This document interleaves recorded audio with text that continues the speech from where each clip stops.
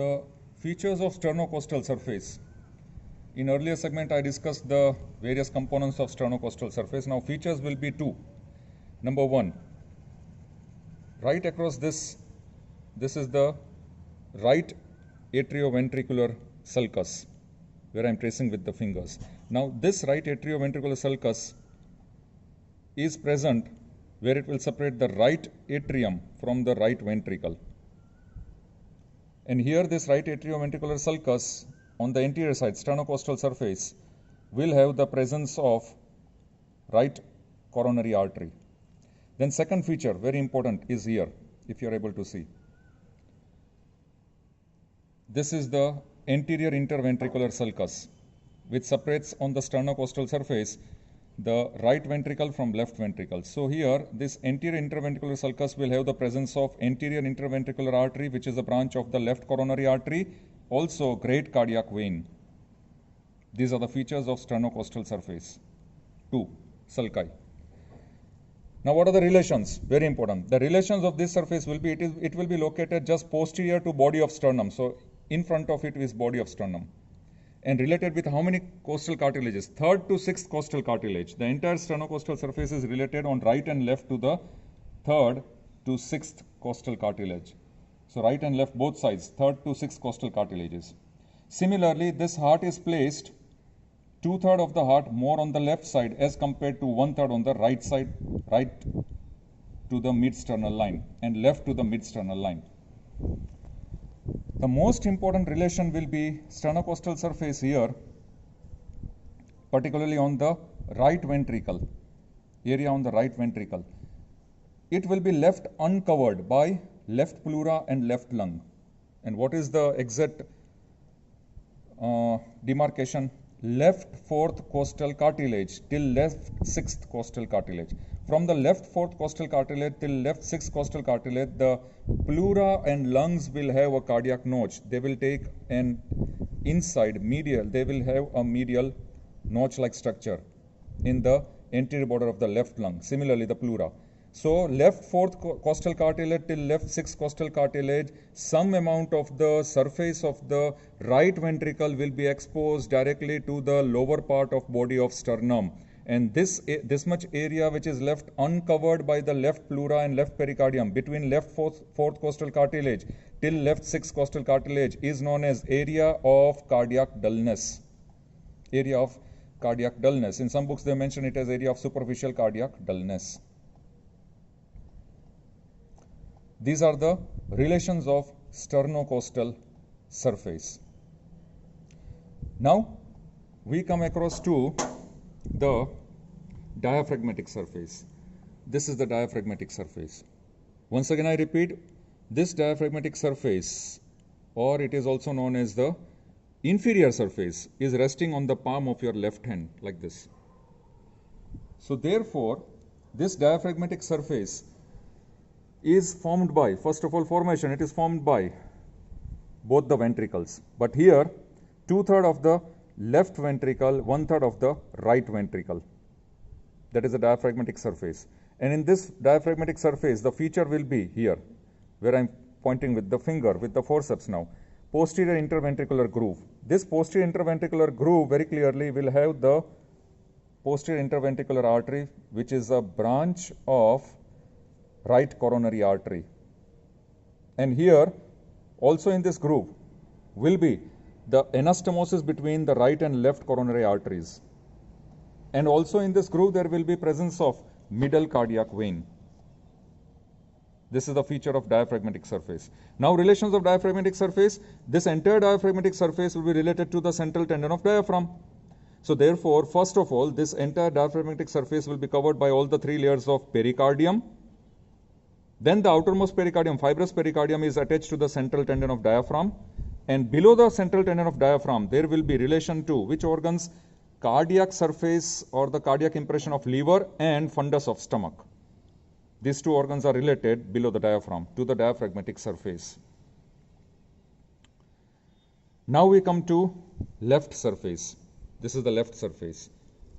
So, this left surface will be formed by left ventricle, left atrium and left auricle. So part of left atrium, left auricle and left ventricle will form the left surface. What are the features of left surface? The features of left surface will be this sulcus. The left-sided atrioventricular sulcus, which will separate the left auricle, left atrium from the left ventricle. So this left atrioventricular sulcus or groove. Here it will have the presence of, what structures it will have? Number one, it will have the presence of the body and circumflex branch of left coronary artery. And number two, great cardiac vein will continue here. And number three, there will be starting of here, this area, starting of coronary sinus. These three structures are present in the left atrioventricular sulcus. What are the relations of this left surface? The relations will be, remember, here it is covered by all the three layers of pericardium. So fibrous pericardium, then left phrenic nerve and pericardiophrenic vessels, then mediastinal pleura and cardiac impression of the mediastinal surface of the left lung. So once again, relations of the left surface, there will be presence of the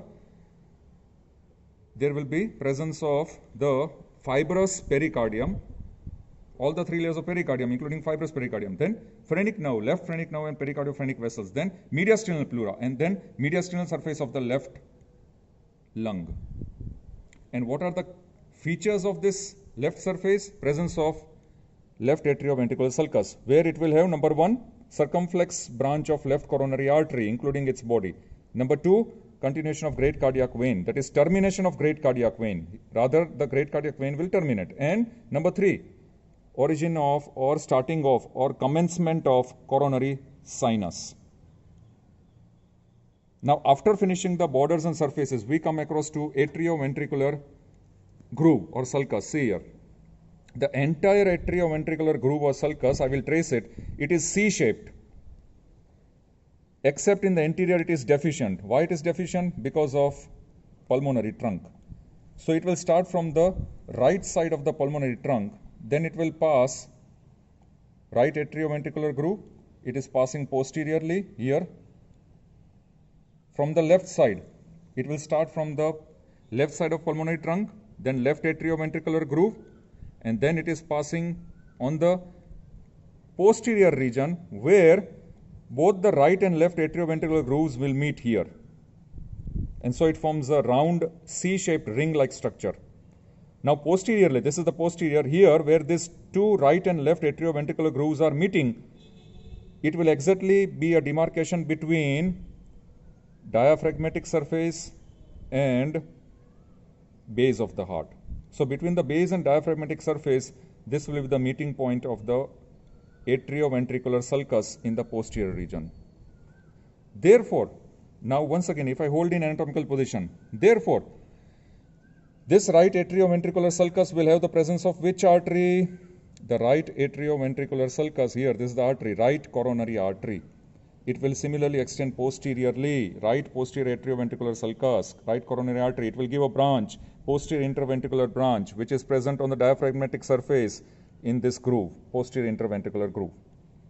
Similarly, we trace here the left side sulcus, the left atrioventricular sulcus will have presence of circumflex branch of left coronary artery. It will pass posteriorly and then it will meet with the right coronary artery here, where both the right and left coronary arteries will anastomose. Where? Particularly in the posterior interventricular sulcus. Now here, in the posterior part of the atrioventricular groove, where I am showing with forceps, once again, if I show, this is the anatomical position, and posteriorly, posterior atrioventricular sulcus, here, there will be presence of coronary sinus. There will be presence of coronary sinus. In next chart, I'll change it here. This is the coronary sinus. You can see it, darkish colored coronary sinus. Also in this chart here, should be able to see, this is the coronary sinus here. This is the coronary sinus. So this is the posterior atrioventricular groove. And this entire atrioventricular groove is C-shaped, as I told you. There will be meeting point.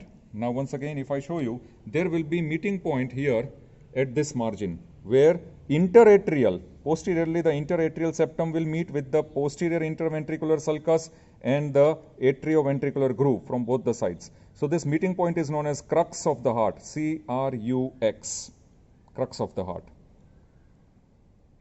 Therefore, these are the external relations, external features of the entire human heart.